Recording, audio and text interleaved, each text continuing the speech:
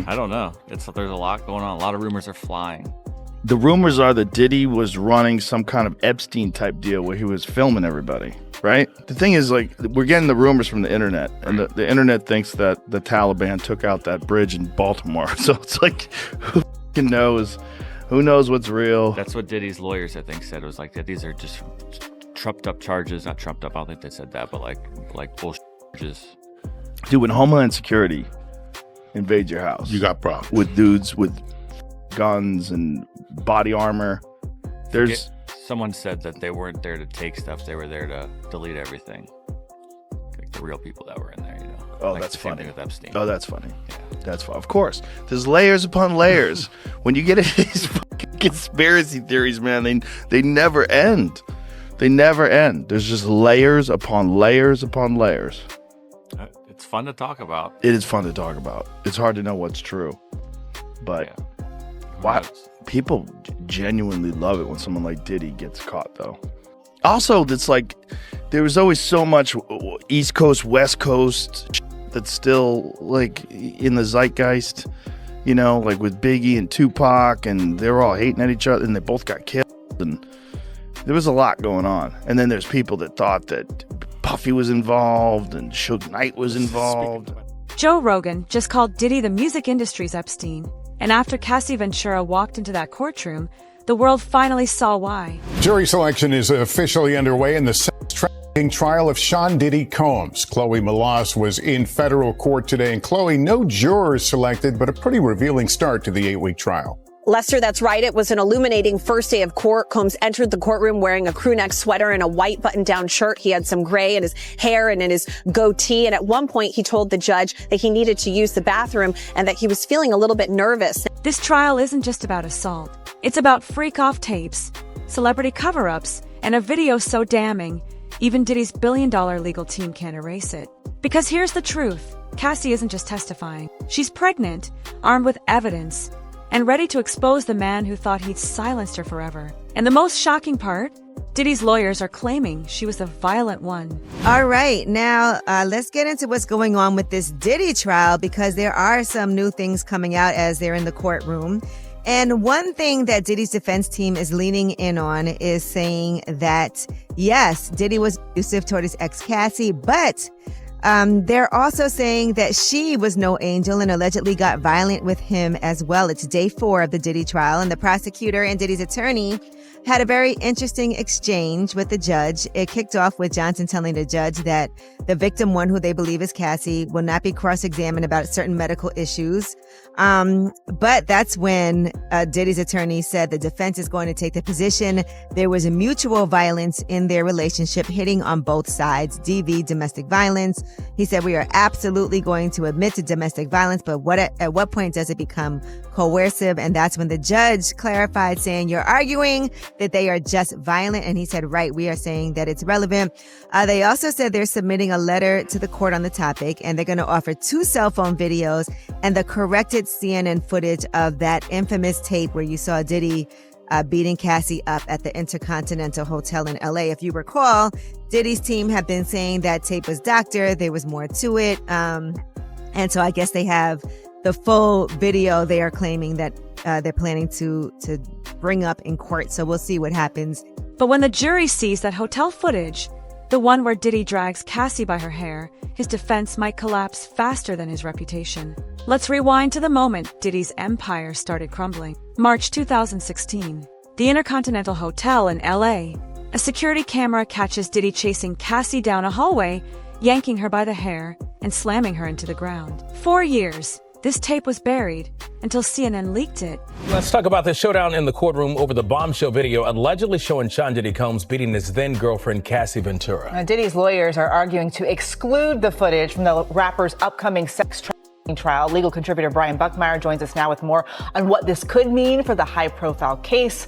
So good to have you. Okay, so they want this video left out. What's their argument for this? So, Mark Agnifilo, Sean Combs' attorney, is arguing that, you probably hear this phrase, this is not a true and accurate representation of what the video depicts. He's saying a number of arguments that the CNN had taken this video and sped it up. They kind of chopped it up into this montage, and it's not accurate. He's also making the allegation that the original video no longer exists. And so because this isn't accurate, the jury shouldn't see it. And according to Diddy's attorneys, because the original doesn't exist or it's been tampered with, no video such as this should be presented to the jury. So what does CNN say about these claims? So CNN has come out and said, we did not alter it. We did not change anything. And in fact, they're saying that they do have the original as well. So on multiple levels, Sean Combs' argument kind of falls flat, because if it is sped up, and I think there is some degree of it's being sped up, if the original still exists, that can still be used as evidence against Sean Combs, not necessarily to the allegations of trafficking, RICO conspiracy, or the transportation purpose of prosecution,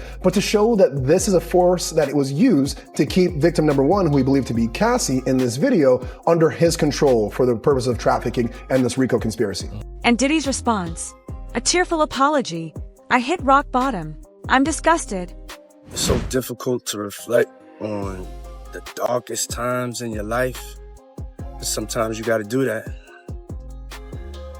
I was fucked up. I mean, I hit rock bottom. But I make no excuses. My behavior on that video is inexcusable. I take full responsibility for my actions in that video. I'm disgusted. I was disgusted then when I did it. I'm disgusted now. I went and I sought out professional help. I had to go into therapy. I'm going to rehab. Had to ask God for his mercy and grace.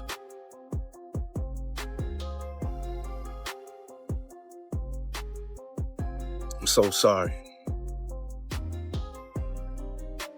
But I'm committed to be a better man each and every day. I'm not asking for forgiveness. I'm truly sorry.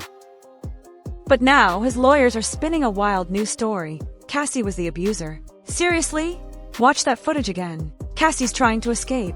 Diddy's the one throwing punches. When I looked at that thing, to be honest, I thought that the people who was watching it, because you know at those hotels, they have security personnel that watch that stuff. And if they didn't call the police, they should be in jail. I don't care what nobody say. You know, whoever watched that tape and didn't submit that to the authorities, they should be brought up on charges. Why do you think the video is barely coming out right now? Because you got a lot of people, you know, that's wondering why it took so long. First of all, they know that Puff probably paid the security personnel, like, because he knew it was on camera. When he made it to the hallway, when she made it to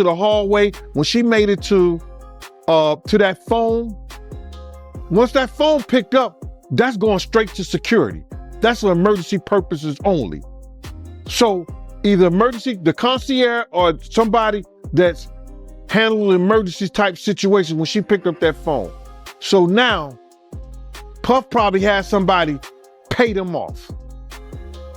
9 times out of 10, he had somebody pay them off, bruh. So why is his team gaslighting the jury? Because if they can't discredit Cassie, Diddy's looking at decades behind bars.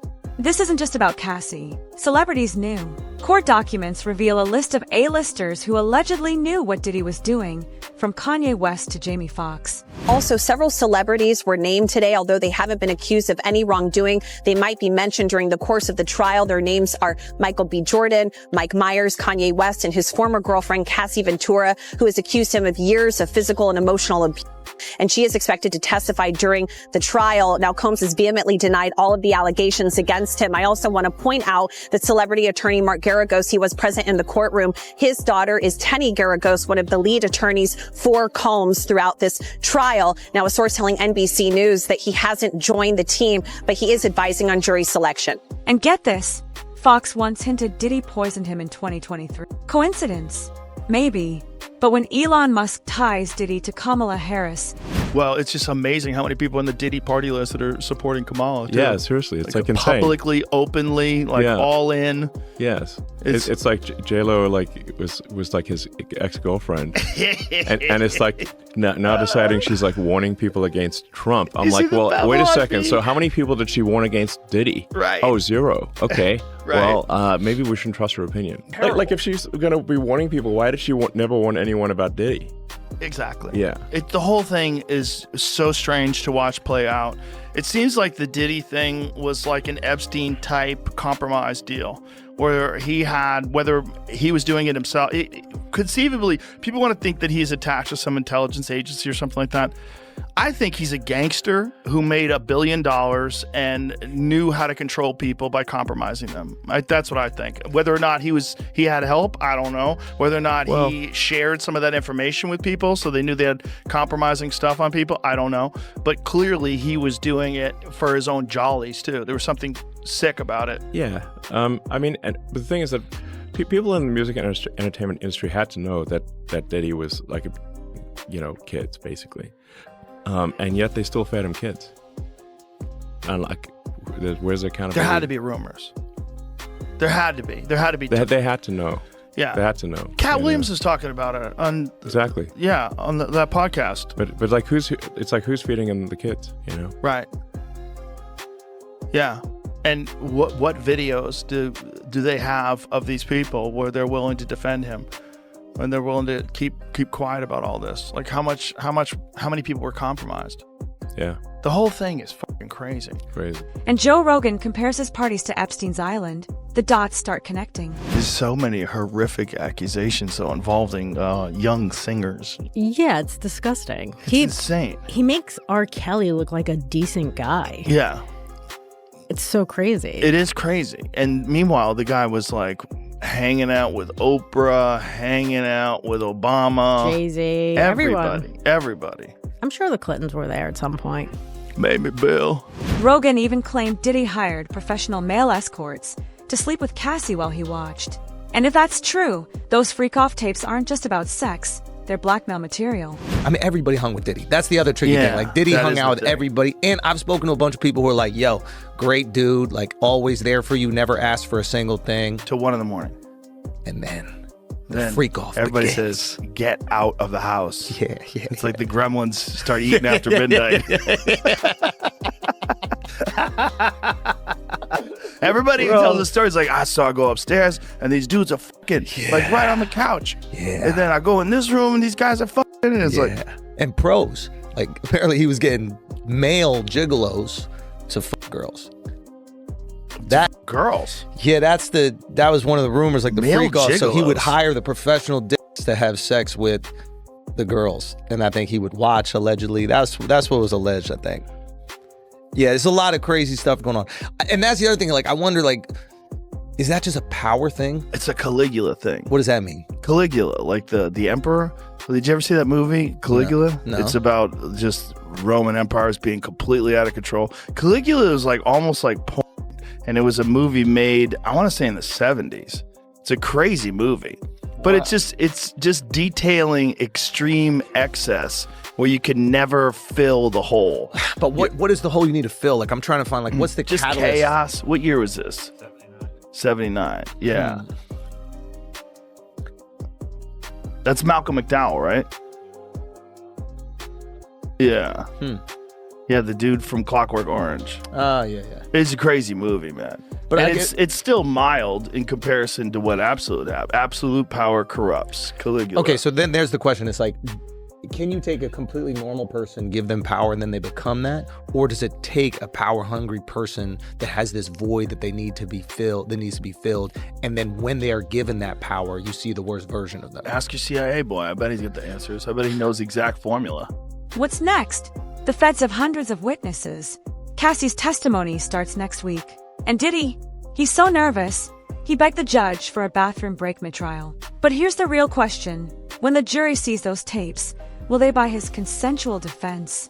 Or will Diddy become the next Harvey Weinstein? Stick around, because this trial is about to explode.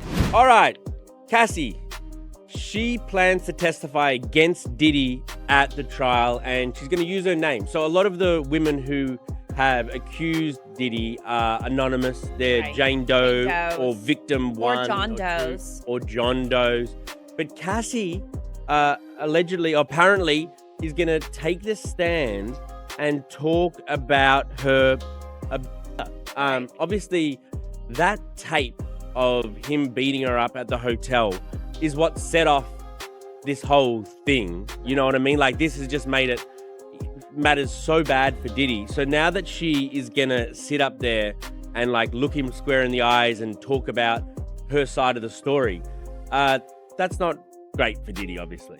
No, and like I think also Cassie is a celebrity, right? Like millennials know who she was or is. She had like a booming career back in the day.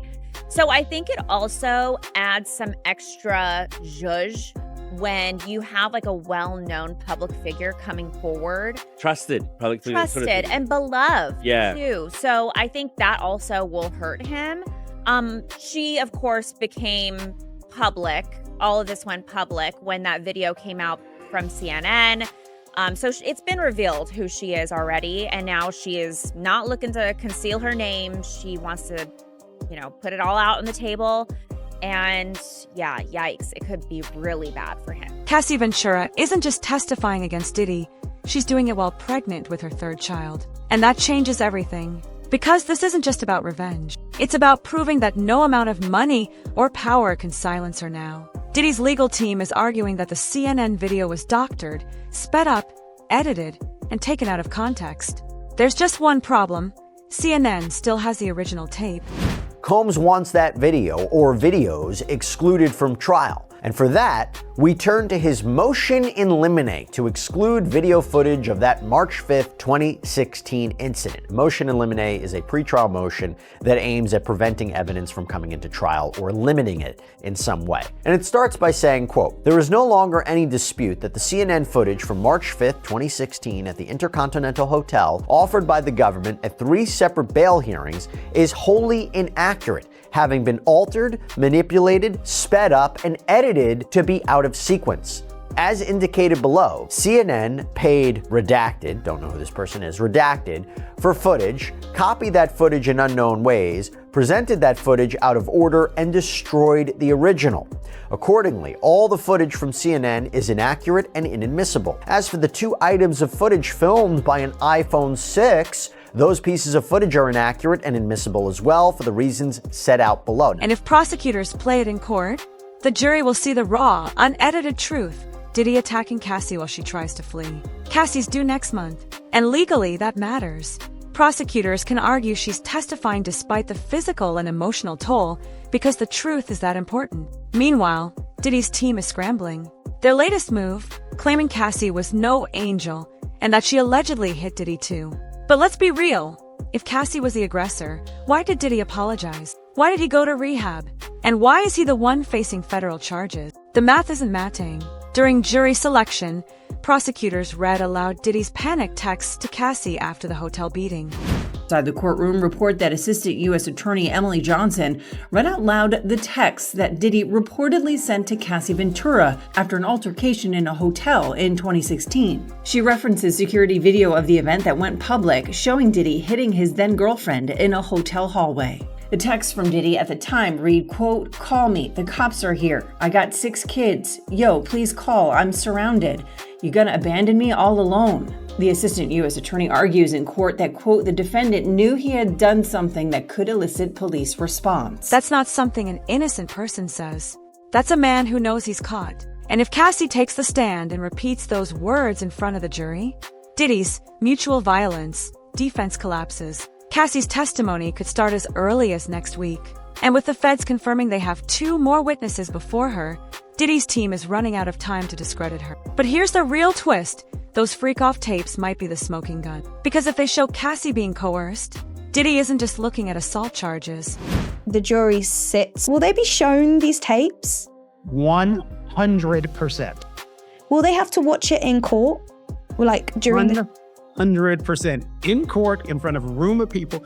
And so that's the other thing that's awful. They are going to be watching basically for hours on end in front of people.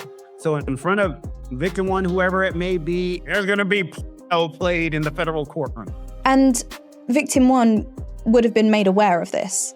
Oh, 100%. She's probably being told right now, like, this is going to be played in open court. Your sex history, your sex life is going to be talked about in open court.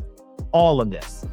And presumably then she knows that and she's pushing forward because she hasn't withdrawn. But don't forget this. It doesn't matter if she does or she doesn't. This isn't a civil case. This is the criminal case. So she could flat out tell the federal government, I don't want to participate. And they can say, we don't care. This is a crime. Crimes are against the United States, not against them. Keep calling her victim one, but don't forget, she's a witness to a crime. So it doesn't matter if she went to them in today and said, I'm not participating. Their response, we don't care. The judge just dropped a bombshell ruling. Jurors will see Diddy's freak-off tapes. And that changes everything. Because while Diddy's lawyers claim these videos show consensual parties, prosecutors allege something far darker. This wasn't just sex. It was a system of control. The feds have hundreds of witnesses ready to testify. The allegations implicate dozens of unidentified witnesses and allege co-conspirators around the world. And some of the key witnesses to the supposed incidents are dead. Basically meaning, how can we defend against it? The defense is not even permitted to share the identities of the individuals described in the disclosure letter with Mr. Combs until April 18th, further hampering defense counsel's ability to investigate. Collectively, these new allegations require many months, if not years, to investigate, and if admitted, would require a series of mini-trials, certain to double the length of a trial the government originally said would last 3 weeks. So this is an explosive allegation that on its face, I don't know if I necessarily disagree with. If they are bringing in evidence of uncharged conduct, wouldn't the defense have an opportunity to investigate it and challenge it? It seems like they're making a point. So if this evidence is allowed in, there is a chance this could delay the trial significantly. We all know Combs wants to go to trial, but how can he properly defend himself against this in just a few weeks? And with jurors set to watch these tapes in open court, Diddy's team is scrambling. But when the world sees what's on those videos, no amount of legal spin will save him. Back in 2023, Jamie Foxx was rushed to the hospital after an alleged poisoning at his birthday dinner. At the time, his team called it a random attack. Now, insiders are whispering that Foxx had been asking questions about Diddy's parties months before the incident. Jamie Foxx is speaking out after being injured during a confrontation at his birthday dinner, a day after the Oscar winner was allegedly involved in a physical altercation with an unidentified person, resulting in him needing to get stitches. The 57-year-old takes to Instagram on December 14th to address the situation and thank fans for their support. Jamie first shares a simple message on his feed that reads, "The devil is busy, but I'm too blessed to be stressed." He then writes in the caption of the post, "The devil is a lie. Can't win here. Thank you to everybody that pray and check on me. When your light is shining bright, they try to bring you darkness, but they don't know that you're built for it. The lights have been shining bright." On December 13th, the Ray actor was celebrating turning 57 with his family at a restaurant in Beverly Hills when things reportedly took a turn. A rep for the actor told NBC News at the time, Jamie Foxx was at his birthday dinner when someone from another table threw a glass that hit him in the mouth. He had to get stitches and is recovering. The police were called and the matter is now in law enforcement's hands. With jury selection nearly complete, the real question isn't just about Diddy's guilt. It's about who else goes down with him. Because if Cassie's testimony implicates even a fraction of the names floating in court documents, Hollywood's about to have its hashtag #MeTooReckoning Part 2. Diddy just told the judge he was too nervous to sit through jury selection without a bathroom break. The other thing I wanted to ask you that I found fascinating is that Diddy reportedly yesterday asked that judge for a bathroom break, telling the judge, "I'm sorry, Your Honor, I'm a little nervous today." Were you surprised that he admitted that? And what do you think that reveals about him ahead of opening statements? I'm so glad you brought that up. Look, I've said it before, I'll say it again. The fact that we are going to trial in under a year from when a defendant is arrested and indicted at the federal level doesn't happen. But Combs has been pushing towards this trial date. He doesn't want to spend one more day behind in federal lockup. Having said that, You're now at this case, and the government, this is the Southern District of New York, they don't move forward with the case unless they feel they have the goods. He's looking at not only life in prison, and the maximum charge, but potentially decades in prison. The third charge that he's facing, transportation to engage in prostitution, that can carry 10 years in prison, and some argue that's the most straightforward charge to actually convict him on. So I think he's feeling the weight of what's happening. Jury selection, a panel of his peers coming in to decide his fate. It is real right now for him. And that says everything, because as prosecutors prepare to drop their opening statements, one number haunts this trial: 97%, the Southern District of New York's conviction rate. So let's break down why Diddy's legal team is in full panic mode and what happens when the first witness takes the stand. The judge has drilled down on some of those questions that they answer in the questionnaire to see whether or not they had any issues to serving in this trial. Of course, they're all going to know who Sean Combs is, but they're going to need to find jurors who, despite the fact that they are familiar with Diddy, they still can be fair. Prosecutors say Combs turned his significant business interests into a criminal enterprise to plan elaborate sex parties, including drug-fueled marathons where women were coerced into sex and then threatened if they didn't keep quiet. The jury pool filling out a 17-page questionnaire, answering questions about their impartiality amid warnings the evidence is graphic and sexually explicit. The goal: weed out anyone who might sympathize with Diddy. And it's working. One potential juror was dismissed after admitting, "I've seen the hotel video. There's no way that was consensual." Diddy's only hope? That his team can convince at least one juror to doubt something. But with the judge ruling that all tapes will be shown, even that's a long shot. Rumors are swirling that Diddy's team might flip on bigger names to cut a deal. Think, if I go down, I'm taking everyone with me. But prosecutors aren't biting yet. Because if even half of Cassie's testimony checks out, Diddy's looking at decades in prison. Opening statements begin in 72 hours. And when they do, expect these things. The tapes will play, unedited, in full view of the jury. Cassie will testify, pregnant, poised, and ready to bury Diddy's empire. Celebrities will panic, because if Diddy falls, who's next? A confidential source just revealed the one witness Diddy fears more than Cassie, and it's not who you think. As this trial races toward its explosive conclusion, the real question isn't just about guilt or innocence. It's about who orchestrated this takedown and why now. Because behind the scenes, there's a mysterious third party funding Cassie's legal team, a list of silent Hollywood players ready to turn on Diddy. Now to Sean Diddy Combs, looking to suppress evidence in his federal trial. Senior investigative correspondent Aaron Katersky is back with the story. Good morning again, Aaron. And to you, Michael. You'll remember federal agents from Homeland Security Investigations were hardly shy when they raided Sean Combs' opulent homes in Los Angeles and Miami, guns drawn. The jailed music mogul now argues those searches and other searches of his iCloud accounts, electronic devices, and New York City hotel room following his arrest were unconstitutional. His lawyers argue evidence obtained through those searches must be suppressed. Diddy's lawyers say the government presented a grossly distorted picture of reality when applying for the search warrants, omitting certain facts and including salacious details from an unnamed producer that were never credible. Combs has pleaded not guilty to racketeering conspiracy, trafficking, and prostitution charges. The defense is also arguing here his ex-girlfriend, Cassie Ventura, was a willing participant in drug-fueled sex performances called freakoffs, not coerced, as prosecutors allege. This latest challenge to his case comes 3 months before trial, and as Combs loses one of his attorneys, Anthony Rico says under no circumstances can he continue to represent Combs. He offered no details about that decision, Robin. Okay. All right. Thanks to you, Aaron. Legal insiders confirm prosecutors have a surprise witness, someone not named in any court documents. Rumors point to a former bodyguard who allegedly drove women to Diddy's parties, a music executive who claims Diddy bragged about his collection of tapes, Jonathan Audi, whose 2018 police interrogation tapes have resurfaced. Diddy and Ross, which they good buddies, okay? They Who? both, Diddy and Ross, and Khaled, they're all gay, okay? DJ Khaled, Rick Ross, and P. Diddy? Yeah. They all gay? Yeah. Gotcha. All right. Khaled is a Hamas supporter.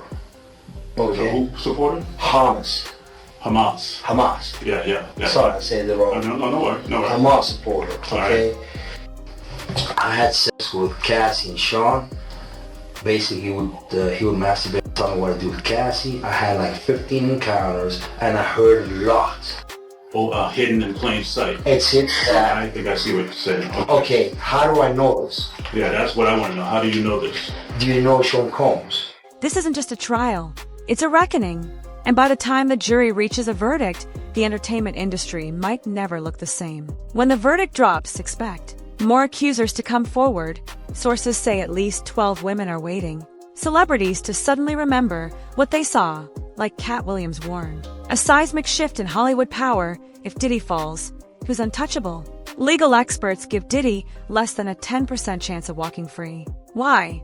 The tapes are too graphic. Cassie is too credible. The feds have too much evidence. But here's the twist. Even if he's convicted, this isn't over. Because the real story isn't in the courtroom, it's in the names we still don't know. Who else is on that list? Drop a name in the comments and hit subscribe, because when those sealed documents leak, you'll want to be the first to know.